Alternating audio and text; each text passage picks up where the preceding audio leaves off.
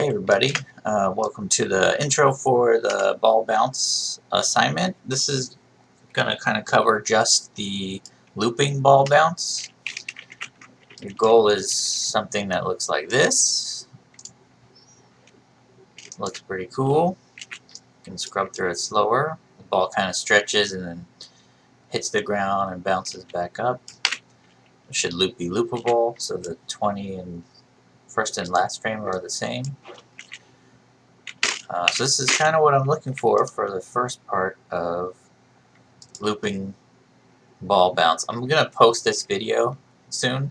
I'll leave up Patricia's video because it covers the same thing, but it's a little bit different method. So if you have problems following along what I'm doing, you can watch her stuff too. So I'll do this from scratch. Recent. Here we go. So on the assignment, there's a file. So just save this, right click, save link as, and then open it up in Maya. It's a .mb file. It should look like this when you open it up. We're going to be working with an actual control rig for this assignment. So before we were just animating meshes or locators, and in this case this is an actual rigged character, and it's a kind of a simple character because it's just, right now it's just a ball. So this main sphere is called a NURBS curve. So like if I turn off NURBS curves, that's how it's gone. That's how I can tell like what objects are what. So I'm going to actually set keys on the NURBS curve. So there's two controls. There's the main sphere. I can rotate it. I can translate it. And then there's this stretching tool where if I drag it down, it goes and squishes, and I drag it up, it stretches. You can also left click translate and then middle mouse drag, and then you can see I can drag. I can click anywhere in the scene that way. I just have to select this attribute. The same works in Maya for any attribute, so like rotate, translation, middle mouse drag, translation Y, middle mouse drag. Okay, so this is also, I dropped a light because I think it looks cool. I made a cool little scene for you guys. And then this is just a mesh, so you can, a lot of times I'll put floor planes in so I can, helps me tell where the ground is and control the feeling of like impact on the floor, because with animation we sort of fake gravity. Okay, so for a simple ball bounce, we just want a looping ball bounce for the first step. So I'm going to set a key. So I like to start with a ball in the air, so move the ball up, and then I'm going to set a key on 20, so they're the same, 1 and 20 match. Then I'll set a key on 10, drag that to the ground, so like bottom of the ball hits the ground. That should get me something that looks like this. Make a little bit bigger graph editor. Oh, so right now it just goes up and down and doesn't loop. So I'll do this just like we did on the solar system, but it doesn't really feel like it's bouncing. So all you got to do to make a ball look like it's bouncing is go into the curves on when the ball hits the ground.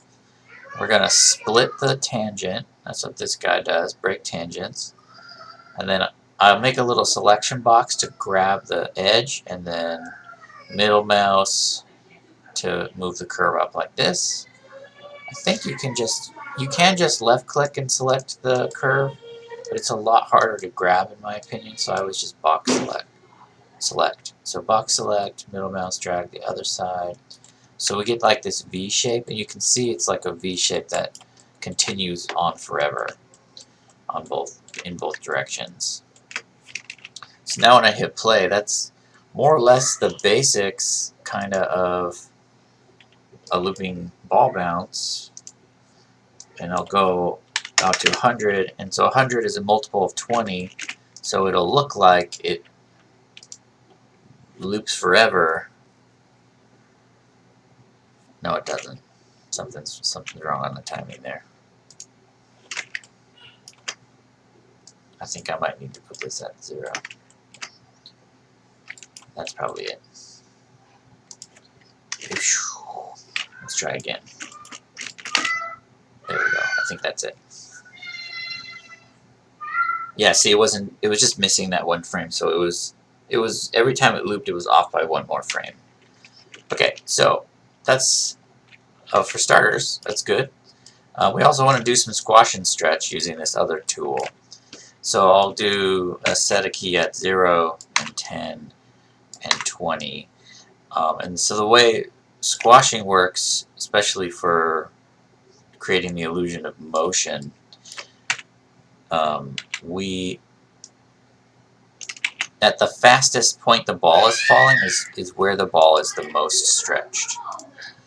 So we can drag it to about 9. So right before it hits the ground is the fastest that ball's going to be moving, right? So that's the most stretchy. And then when it hits the ground, that's the most squished the ball's going to be. You don't have to follow this exactly, but this is just how to fake the physics. And then at some point, depending on how the type of ball you're using, oh, there goes Patrick. The ball will return to its original shape.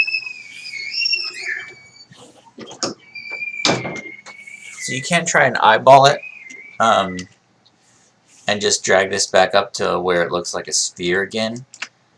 Or you can just type in 0 over here on the translate Y attribute. That'll get it back exactly to the right spot.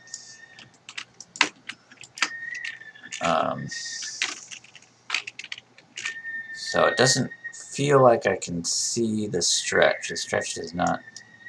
I'll do maximum stretch. Let's see again. NURBS curves. Why is it not? Doesn't. Oh, it doesn't look like it's bouncing because I didn't set it to loop yet. Good times. Okay. So grab this, loop it.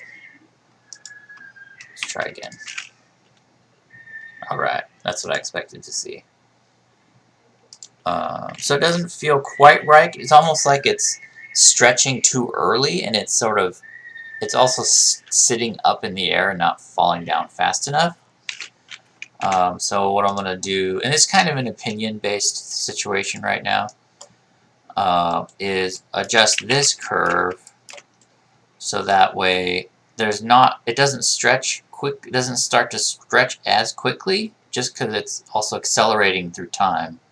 So at the end, so it appears to speed up more quickly at the end, and then it bounces. And you can also do the same thing here.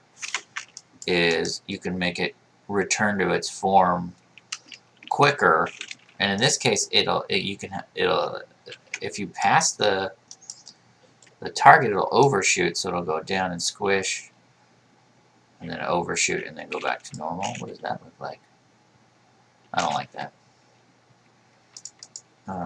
Okay, so we'll go back here. I think I liked it better like this. Let's try it.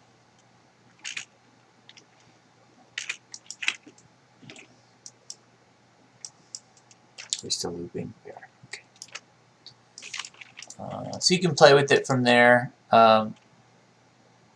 Depending on how fast the ball returns or how stretchy it gets, this kind of dictates the type of ball that it is. So the reason it looks like it's hanging so much is there's a lot of flat and then it dips down. So you could drag this down further. See how that looks. It's looking better. Another option is you can select the tangent, right click and go weighted tangent, and then drag this guy in a little, and drag this guy in a little. So you'll get a little sharper on the top edge there. Show NURBS curves.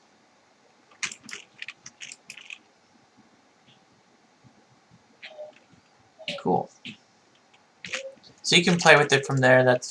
I think that's the same as what I was showing you earlier. Just didn't like how stretched it got. I thought it would look better like that. So I'll post a second video later for the next assignment. The next assignment is just having this ball settle over time. So it, instead of just continual looping, it just it bounces and then eventually stops. So I'll do another video for that one in a sec here. All right, talk to you guys later. Bye bye.